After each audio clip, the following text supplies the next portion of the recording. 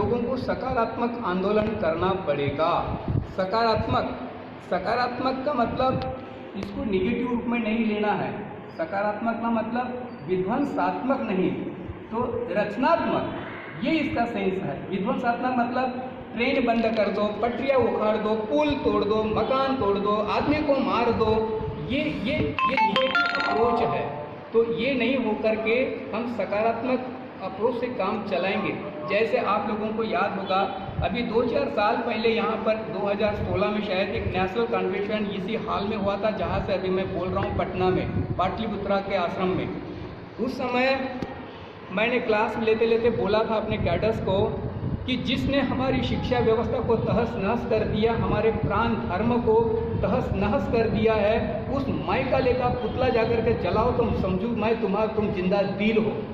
लोगों ने इसको कान पर नहीं लिया और मुझे खराब लगा जब मैंने कहा कि अगर तुम पुतला नहीं बना सकते हो मैकाले का, तो मैं बूढ़ा हो चुका हूँ, आप इस बूढ़े को यहाँ ज़्यादा दिन जीने से कोई मतलब नहीं है, मुझे खुद को ले जाओ, मुझे मुर्दा बना करके ले जाओ और मुझे जला दो। तब जाकर के उनमें जोश आया और उन्होंने तुरंत 10 मिनट के अंदर मैकाले का पुतला बनाया, जाकर चौक में जलाया और गर्मा गर्मी से भाषण दिया, लोगों को बताया कि हमारी पहले की शिक्षा व्यवस्था कैसे थी, आज हमारी क्या हालत है, इसको हमें बदलना है और बदलने के लिए हमें ऐसे ऐसे करना होगा।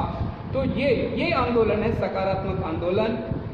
जलाना भी है तो किसी का पुतला जलाना है, संकेतात्मक जलाना है, किसी जिंदे आदमी को नहीं, किसी बिल्डिंग को नहीं तोड़ना है, किसी पुल को नहीं तोड़ना है, किसी पटरी को नहीं उखाड़ना है, किसी ट्रेन को एक्सीडेंट नहीं कराना है। तो ये निगेटिव आंदोलन नहीं करना है, यही दादाजी का संकेत था। तो यूपीएससी के छात्र जितने भी हैं, इनको बहुत बड़ा रोल अदा करना पड़ेगा, क्योंकि वो भविष्य के लीडर्स हैं।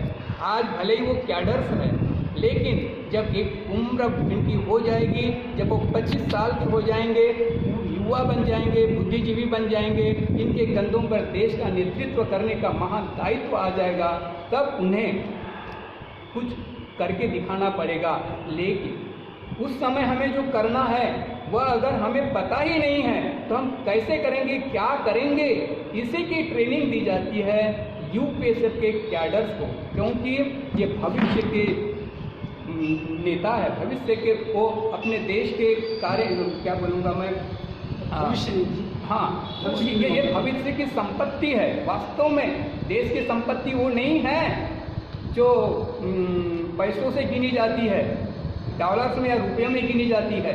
वास्तव में देश की संपत्ति है युवा शक्ति, छात्र एकता। ये जितनी अधिक होगी वह समाज व देश उतना ही आगे बढ़ता है। यही इतिहास हमें समझाता है, बताता है। इसलिए आज मैं आप लोगों को ज़्यादा कुछ नहीं कहना चाहता। जैसे दादाजी ने कहा, आर्थिक आज़ादी का अगर क्लास आप लोग ऑर्गेनाइज करेंगे तो मैं उस पर डिटेल क्लास दूंगा। ये बात मैं यहाँ पर आपको ये बताना चाहूँ कि आर्थिक आज़ादी के बारे में बाबा आनंद मूर्ति ने, प्रउत के प्रणेता श्री प्रभात रंजन सरकार ने दादाजी का 1.5 घंटे का क्लास आर्थिक आज़ादी पर ही लिया था, अकेले में, कलकत्ता में। तो बाबा ने जो सारी बातें उनको प्रत्यक्ष में बताई, अगर क्लास ऑर्गेनाइज किया जाता है तो वह सारी बातें हमें प्रत्यक्ष में सुनने को उनसे मिलेगी। वैसे ही मैंने पहले ही कहा कि I am a man of CTC. अगर आप लोग सीटीसी ऑर्गेनाइज करते हैं तो सीटीसी के माध्यम से हम डिटेल में आपको बताएंगे कि एक सच्चा कैडर क्या होता है और हमारे समाज का सच्चा लीडर कैसे होना चाहिए। तो इसकी डिटेल चर्चा उसमें हम करेंगे। उसका अपना सिलेबस है, शेड्यूल है, कम से कम 5 दिन का हो या 7 दिन का हो तो अच्छा लगेगा, मज़ा आएगा, और नहीं तो फिर 2 या 3 दिन में आया राम गया राम हो जाएगा। इसलिए आप लोग अभी से माइंड बनाइए।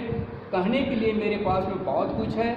मेरा ज़िंदगी का अपना 50 साल का संस्था में अनुभव है। मैं अपना अनुभव शेयर करना चाहूँगा। अभी आगे चल करके कब क्या होगा भगवान ही जानते हैं, लेकिन हाँ, मेरी तमन्ना है, मेरी भीष्म प्रतिज्ञा है कि मुझे इस समाज में जब तक प्राउडिस्ट सरकार नहीं बनेगी तब तक जिंदा रहना है। इसलिए मेरे बंधुओं, मैं आप लोगों को आज यही आह्वान करना चाहता हूँ कि हमें इसके लिए आगे आना पड़ेगा।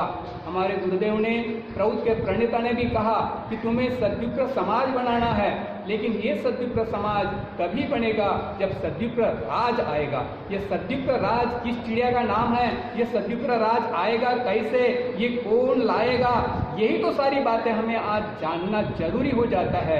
इसी के लिए CTC है। वास्तव में एक सेंटेंस में अगर मैं बताना चाहूँ तो मैं कह सकता हूँ कि CTC is a wonderful programme to prepare future सद्युप्राज, टू क्रिएट सद्युप्राज। ये सद्युप्र क्या चीज़ है, सद्युप्र की क्या क्वालिटीज होनी चाहिए, आज मैं आप लोगों को कैडर और लीडर के बीच में क्या क्वालिटीज होनी चाहिए इसके बारे में एक संक्षिप्त आइडिया मात्र देता हूँ। डिटेल में उसकी चर्चा हम लोग CTC के दौरान करेंगे। आप UPSF के कैडर है, एक कैडर को हम कैडर कब बोलेंगे, हमारे UPSF का कैडर पहले तो हम 54 या रुपया 2 रुपया या 10 रुपया लेकर के मेंबरशिप ड्राइव करते हैं, वो मेंबर हुआ हमारा, वो कैडर नहीं है।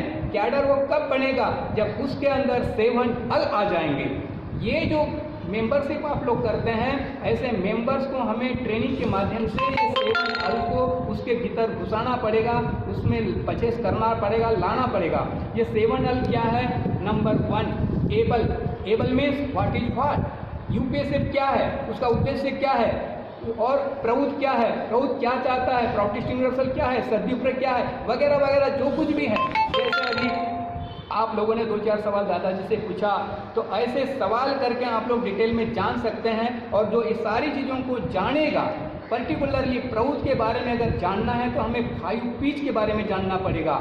वो पहला P है फिलॉसफी, दूसरा P है प्रिंसिपल्स, तीसरा P है पॉलिसी, चौथा P है प्लानिंग एंड 5वां P है प्रोग्राम्स। ये 5 P को जानेंगे तब हम समझेंगे कि हमने प्रभु को थोड़ा बहुत समझा है।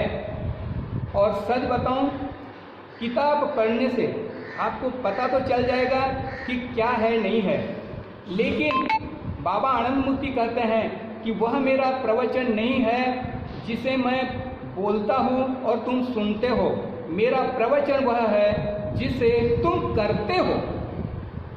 ये हमारे मालिक का, हमारे महासद्युप्र का, प्रभु प्रणेता श्री प्रभात रंजन सरकार का स्पष्ट इशारा है हमारे लिए कि उन्होंने जो कुछ भी हमको दिया है, बताया है, वो हमें व्यवहार में लाना है। तो प्राउड को अगर हमें समझना है तो जैसे जैसे हम समझते जाएंगे वैसे वैसे हमें प्राउड को अपने जीवन में उतारना पड़ेगा, तब बोलेंगे हम जो खुद एबल हो गया। इसकी डिटेल चर्चा हम आगे करेंगे। तो पहला कैडर का पहला क्वालिटी है एबल। फिर जो समझा है, जो जानता है, उसको बोलना है, इसलिए उसको वोकल होना पड़ेगा, वोकल कार्ड को खोलना पड़ेगा और उसको धुआंधार अपनी जबान से लोगों के बीच में बोलना पड़ेगा, इसको कहेंगे वोकल। लेकिन बोलना है तो कुछ भी नहीं बोलना है, ऐसी बात बोलना है जो सुनने वाले के गले के नीचे उतर जाए। हम पानी मुंह में लेंगे और वो गले के नीचे नहीं उतरेगा तो हमारी प्यास नहीं बुझेगी। ठीक उसी तरह सुनने वाला हमारी बात सुन तो लेगा, लेकिन उसका सेटिस्फैक्शन नहीं होगा। उसका सेटिस्फैक्शन करने के लिए हमें अपने बातों को लॉजिकल करना पड़ेगा। तो एबल, वोकल, लॉजिकल, ये 3 चीज़ें शुरू में कैडर में आनी चाहिए। इसके बाद तो ये कैडर तो बन जाएगा 3 चीज़ों से, कार्यकर्ता तो बन जाएगा UPSF का, लेकिन साथ ही साथ उसको आगे चल करके लीडर भी तो बनना है हमारे समाज का। इसलिए उसको उस दृष्टिकोण से ये भी सीखना पड़ेगा कि वो मॉरल भी बने, मॉरल हो, स्पिरिचुअल हो, सोशल भी हो। मॉरल मतलब एम नियम में पक्का, अहिंसा, सत्य, अस्त्य, ब्रह्मचर्य, अपरिग्रह, शौच, संतोष, तपस्वाध्याय, ईश्वर प्रणिधान, ये 5 एम और 5 नियम, टोटल 10। इसमें उसको निपुण होना पड़ेगा, कठोर होना पड़ेगा।